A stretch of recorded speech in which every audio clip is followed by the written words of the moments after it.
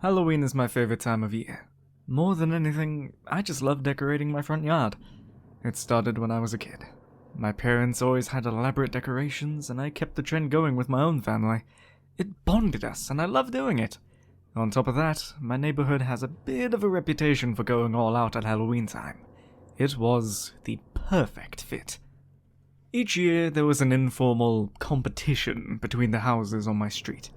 When we first moved into the neighborhood, we kind of set the standards for the decorations. My graveyard scenes were always elaborate, but when we moved into this house, I went above and beyond. I added touches of flair, light, smoke, and small animatronics. Really made a life-size diorama out of it. Not to brag, but I easily won the challenge the first 5 years. But after that 5th year, everyone else on our street upped their games. Before too long, our street was the most trick-or-treated street in town. Honestly, it was a sight to behold. So many people coming together to scare the living hell out of each other. It was sweet, in a horror movie kind of way. It was around this time that the Johnsons moved down into the street. Tim and Joyce and their little boy Joey. They were the nicest people, 10 out of 10. His wife makes an amazing lemon bar as well, and we're great friends. 11 months out of the year. But around Halloween time, the Johnsons became my sworn enemies. Tim and Joyce work for a theme park. I'll let you guess which one. And they went all out on the holidays. The first year, they owned a graveyard scene that was, to be honest, nothing short of amazing. It far outdid my unearthed graves. It was clear that they won the contest, and I took it in stride. But the next day I started planning what I could do for the following year. It was petty, I know, but I wanted to win. And so far, I've lost 5 years running. Last week at a barbecue, Tim let it slip that they were working on a lab scene. I had tried that the last few years, but the results were mixed, to say the least. I decided that I wanted to go back to the good old graveyard scene, and in my spare time I've been looking at how-to videos about creating more lifelike decorations, how to build cheap but effective animatronics, scouring Craigslist for supplies, and looking up various Pinterest boards. Yeah, I know. I wanted to punch myself too. But it was all in order to have the best looking yard. I felt that with all of my decorations I already had, the new ones I found on Craigslist, and with my new knowledge, I was ready to win it all again. The Johnsons be damned. This was my year. However, the week before I was going to bust out the decorations and get started, we had one of the most intense thunderstorms we've ever had in these parts. I felt like at any minute if I looked out my window and I would see the bloody wicked witch flying by on a broom. But we made plans just in case a tornado touched, but nothing fell but hard rain. When the storm finally ceased, I went into my garage to prepare my decorations and was gutted. The roof in the garage had a leak right above where I store my supplies, and everything was ruined. My hopes of winning back my crown were dashed in a heartbeat. For a minute, I thought that maybe this was for the best. I'd spent a lot of spare time planning this, and I had a honey-do list that was growing by leaps and bounds. Maybe I was too much into the competition. This was probably a healthy thing. I was planning on telling my family that we'd just do a simple display this year, but then my kids spent the night at their house, and my wife worked late. I was alone and I had the entire internet to help solve my problem. I decided, as a last-ditch effort, to see what cheap supplies I could find online. If there was nothing, I'd simply throw in the towel. That was when I saw an ad on Craigslist that caught my attention. I can't keep these things anymore. Halloween. It was weird enough to warrant a click, and I'm glad I did. Inside, someone was getting rid of years' worth of Halloween decorations. I called right away and I told them I'd be there in about 10 minutes to pick it up. The house was a bit off the beaten path, but nothing too crazy. The owner, on the other hand, good bloody Christ, tiptoed into Nutsoville. She said her name was Shade, and that she was going to be moving in soon. There wasn't any moving boxes or anything, and I didn't even know if she was being honest, but at this point, I did not care. She told me that she had held on to these things for as long as she could, but she had to get rid of them now. There were several trunks. I had hit the mother lode. I had pulled out my wallet, and for some reason, she stopped me. She said I could have them for free. I asked to see what was inside, but she really didn't want me opening them here. She said they were so tightly packed it might cause a mess. I wanted to make sure I wasn't just inheriting someone's junk, so I insisted. She sighed and ducked back into the house. When she returned, I noticed she had put on some handsome necklace. It was handmade by the looks of it, and I asked about it. She didn't hear me, or just ignored me. I couldn't tell which. It was probably some Etsy thing, so I just let it slide, and I cracked open the first trunk. Inside, there were bones.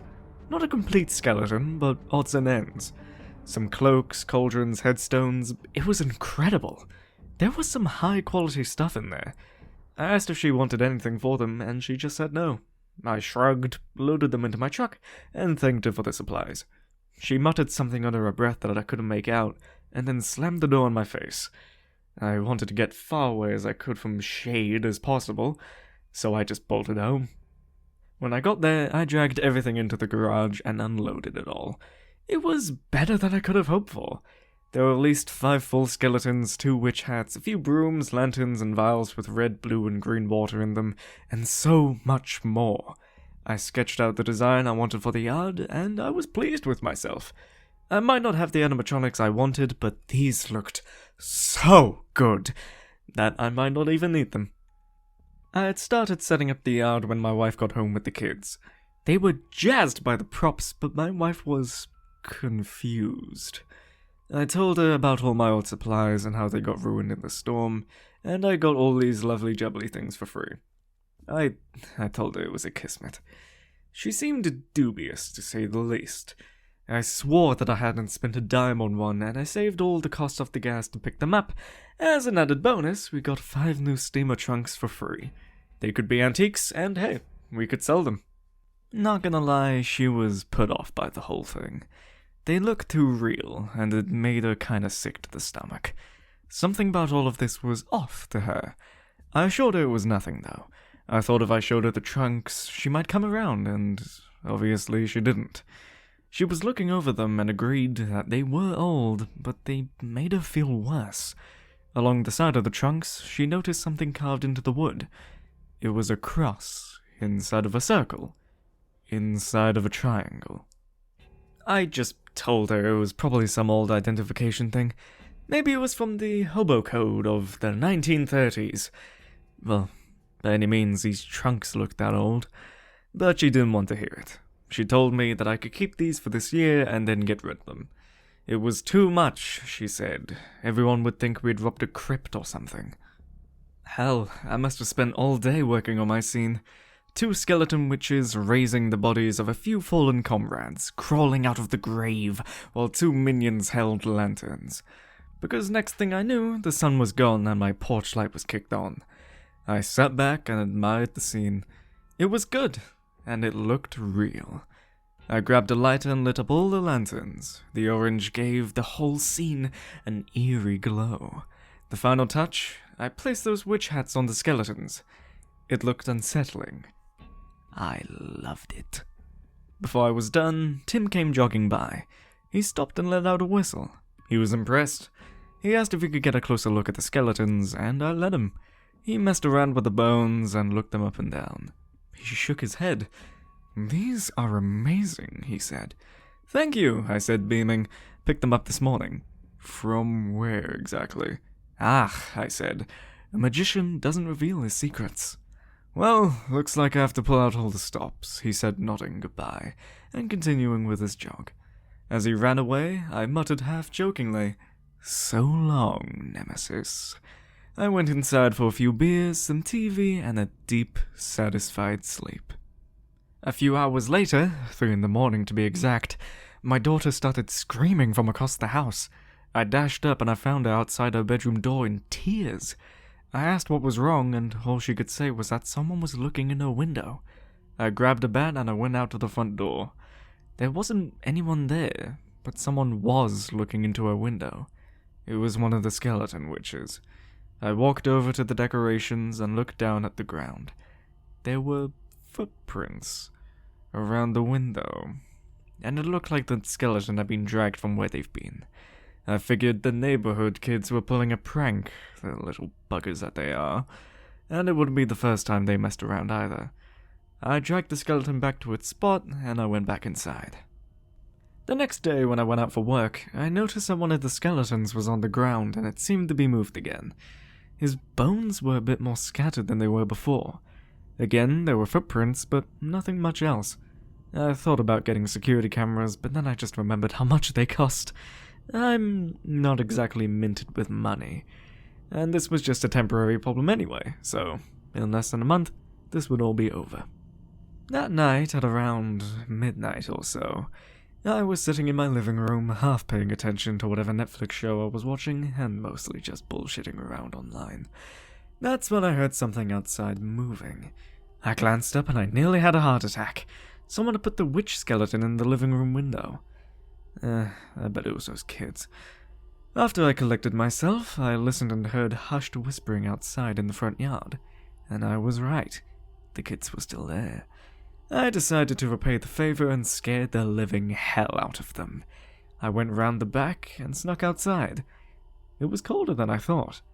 I could see my breath. It hadn't been cold inside. Ignoring the bitter weather, I tiptoed to the gate and I quietly opened it. I walked softly along the side of my house, waiting to jump out and scare the kids. Right as I got to the edge of the house, I heard more hushed whispering. They were still there. I psyched myself up, and then jumped out from my hiding spot, screaming like a madman. One of the skeletons fell to the ground, and I heard what sounded like footsteps on my pavement run the opposite direction. Down the street, I saw figures running away, or so it had seemed. I was pissed that I didn't get a good view of them, and they had come back a second time. Well, it was time to call the cops. Naturally, when they showed up, they looked really bored with my story. They said, absence of any evidence, they couldn't really do anything. They just increased patrols through the neighborhood, but that was all they could do. They looked at the footprints and agreed that someone had been there, but they just hopped back into their squad car and rolled away. The next night, we managed to make it through without any incident. I started to think that maybe my impromptu scaring act had worked, but the following night I heard voices again from my window. They had come back. Again, God's sake.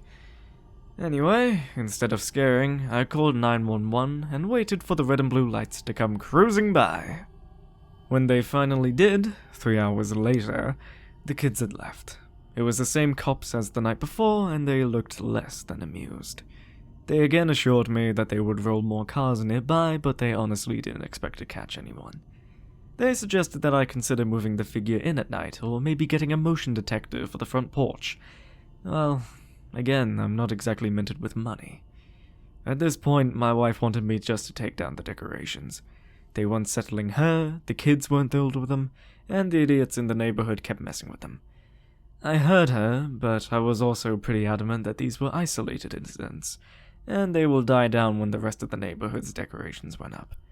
If I'm the sole target, then sure, I'll give in.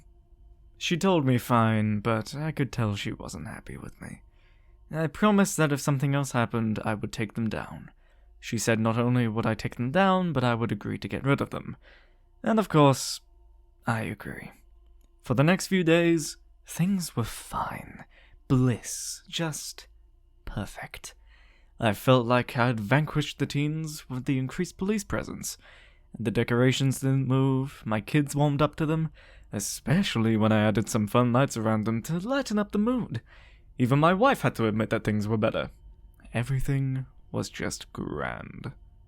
About a week later, I went out in the morning for work, and noticed that the strands of lights I've decorated with the skeletons have been removed, but they weren't gone exactly. Someone had tied them into a noose. I didn't tell anyone, but I just grabbed it and tossed it into my car. That night, I decided to stay up late to make sure nobody was fucking with me. I'm not gonna lie, for a minute, I thought it might be Tim. Maybe he was really intimidated by my design. But I pushed him away as that just seemed crazy, you know? Our rivalry was fun. Nothing too serious. And Tim was nice. He's been to my house. His wife had made amazing lemon bars. Maybe I was just paranoid. Around 1 in the morning, I heard footsteps coming down the sidewalk in front of my house. It sounded like someone was running, and a dull thwack ran in the night air. I thought it might be the kids returning to fuck with my things. I moved into the living room window and peered out into the darkness. It took a minute for my eyes to adjust to the dark, but when they did, I noticed that one of my skeleton witches were missing. Those goddamn kids were back at it. I needed evidence this time, so I knew I was going to have to record them in the act, show the local cops I wasn't crazy. I walked out my back door, as quiet as I could be, and I pulled out my cell phone. Like the other night, I wanted to sneak up on them. Unlike the other night, I didn't want to scream at them. I got to my gate, and slowly opened it, and I nearly passed out. The witch skeleton was standing there. I fell back and dropped my phone on the concrete. I let out a little yell, but stifled it with my hands.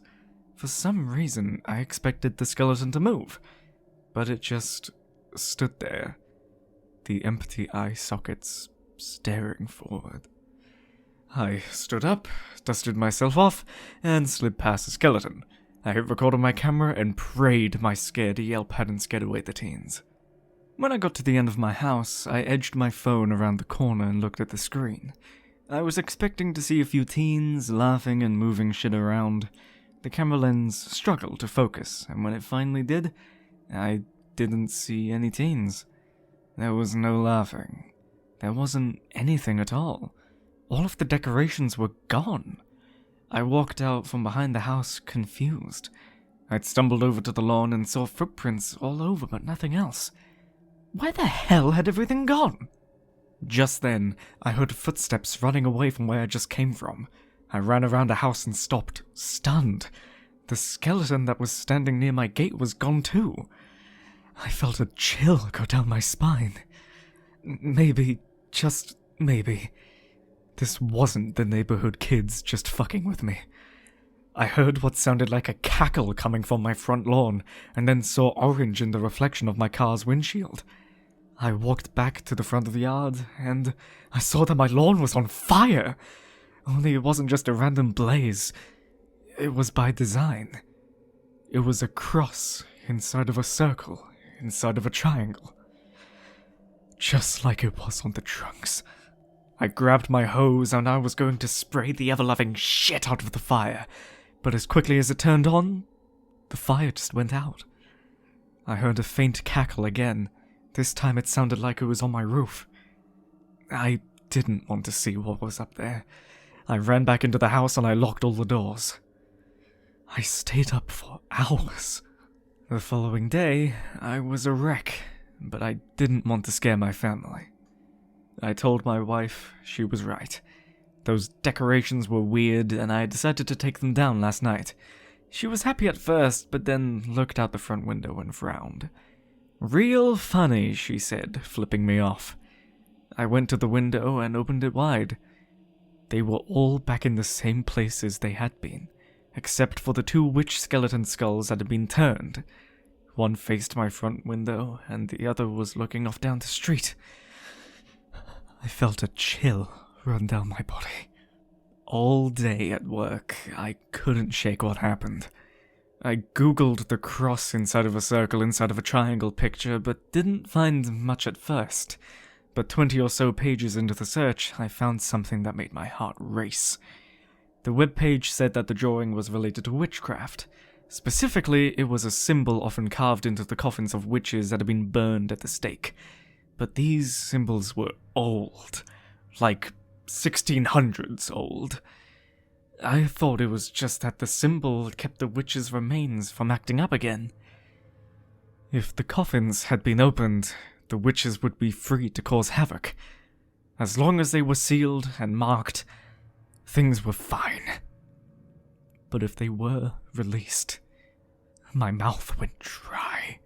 I felt my eye twitching, my stomach was churning. I left work early, barely able to give my boss a reason for splitting at noon. I rushed home to my empty house. I wanted these things gone before my family was home. I grabbed the trunks, dragged them down to the front yard, and I started disassembling the bones and throwing everything inside. I know it sounds crazy, but I could feel them staring at me as I tossed them back into the trunks. As soon as I finished packing up the last box into my truck, I saw Tim walking towards me. He had stayed home from work, and he asked me what was going on.